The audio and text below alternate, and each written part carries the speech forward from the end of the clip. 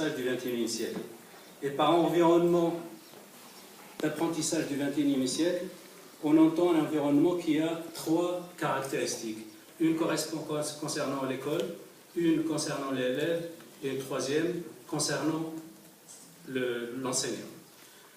Dans un tel environnement, l'école aide les élèves à devenir à l'aise avec les idées et les abstractions, les aide à devenir habiles à analyser et à synthétiser les nouvelles informations, les aide à apprendre rapidement et de manière flexible, à être créatifs et innovants et à être capables de bien travailler en équipe.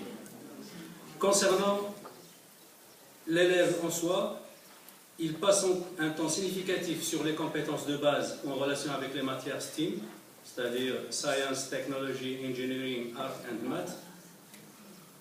Ils débattent des idées et sont capables d'analyser des textes multiples pour en sortir l'information pertinente. Et ils sont capables, ou ils ont la capacité de générer de nouvelles idées. Les enseignants dans un tel environnement sont des facilitateurs et des entraîneurs, aidant les élèves à trouver l'information dont ils ont besoin, tout en aidant à prendre des décisions éclairées quant à son exactitude et sa pertinence. Ils mettent l'emphase sur comment apprendre aussi bien que sur quoi apprendre. Alors bien entendu, un tel environnement, il favorise l'acquisition de ce qu'on appelle communément les compétences du XXIe siècle. Ces compétences, dans la littérature, on trouve plusieurs classifications, mais elles convergent toutes et on peut pratiquement les catégoriser en trois grandes catégories. Les aptitudes d'apprentissage, les capacités de lecture et d'écriture et les habitudes à la vie au quotidien. Pour ce qui est des compétences d'apprentissage et d'innovation, on trouve la pensée critique, la résolution de problèmes, la capacité d'analyse, la synthèse, communication, collaboration, créativité et prise de risque.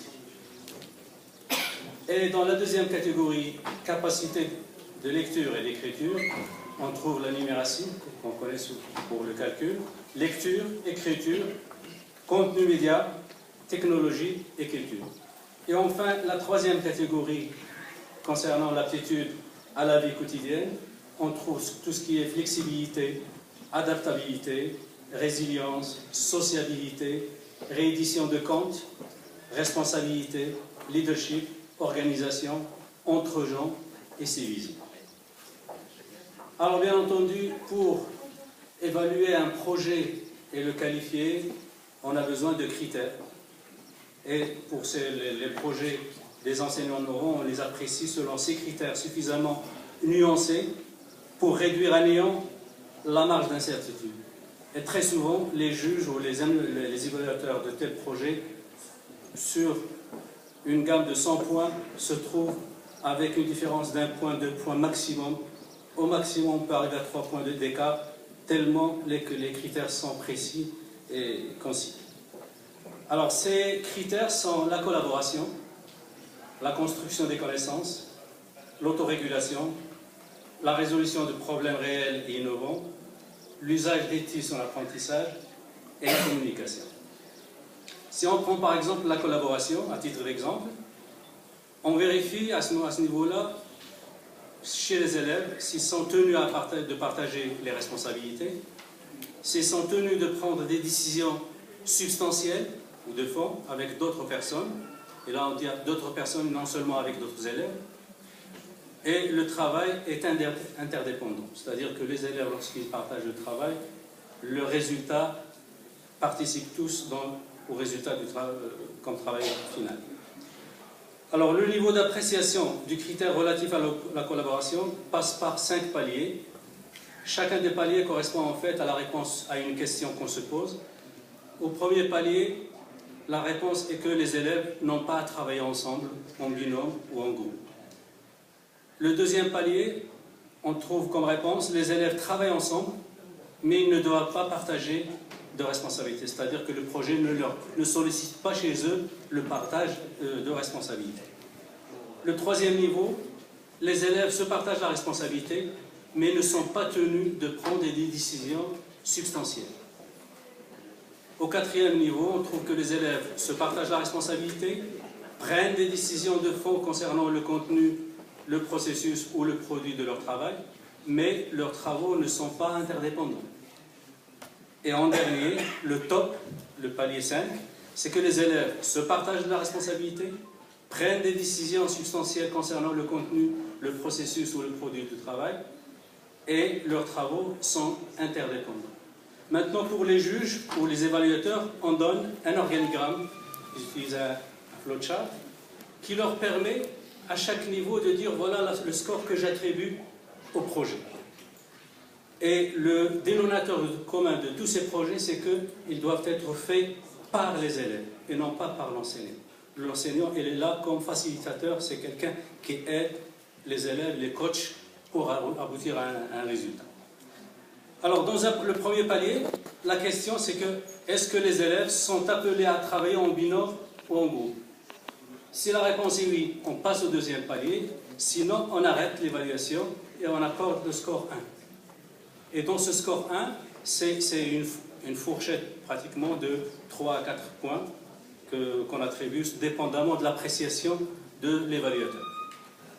Maintenant, au deuxième palier, on se pose la question, est-ce que les élèves ont partagé des responsabilités? C'est-à-dire lorsqu'ils ont travaillé ensemble, sans l'intervention de l'enseignant, et sont arrivés ensemble à partager la responsabilité entre eux.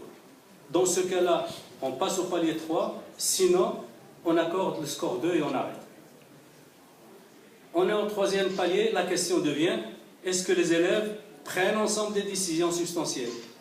Si c'est oui, on passe au dernier palier, sinon on accorde le score 3, qui a encore une frange de 3 à 4 pas. Et après, au dernier, le travail des élèves est interdépendant. Dans le cas où c'est oui, on est au top. Sinon, on accorde le score 4. Par exemple, ici, le top, on est à 16 points. Parce que chacune des franges correspond à quelques points. Alors, bien entendu, les autres critères obéissent au même principe. Et pour vous épargner et gagner du temps, je passe directement au flowchart correspondant à chacun des critères. Par exemple, la construction des connaissances. Au premier pas, on se demande, est-ce que le projet nécessite, tel que présenté par le professeur aux élèves, est-ce qu'il nécessite la construction de la connaissance?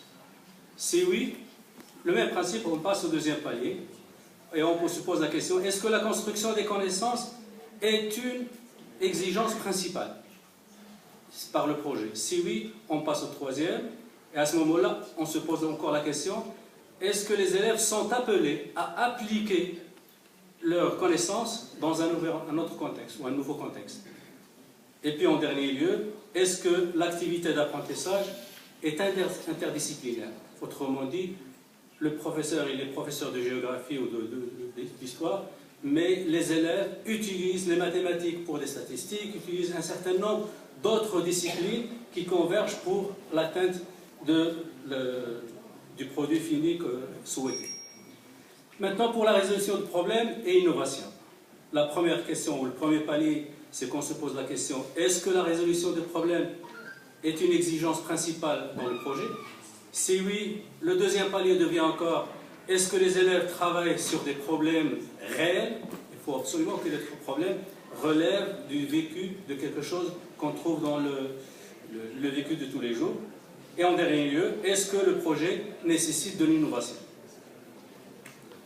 Pour l'usage des technologies de l'information et de la communication, pour l'apprentissage, dans l'apprentissage, le premier palier, on se pose déjà la question, est-ce que les élèves ont l'opportunité d'utiliser les TIC?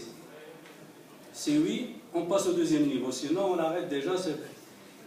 Deuxième palier, est-ce que les TIC appuient la construction des connaissances par les élèves?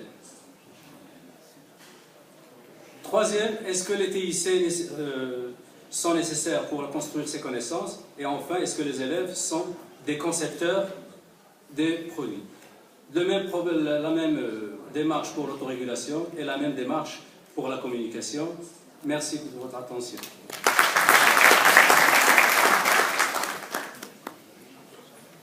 Merci, Oustaz Markazi. Si vous le permettez, je vais vous présenter la suite du programme. Donc, après la pause café,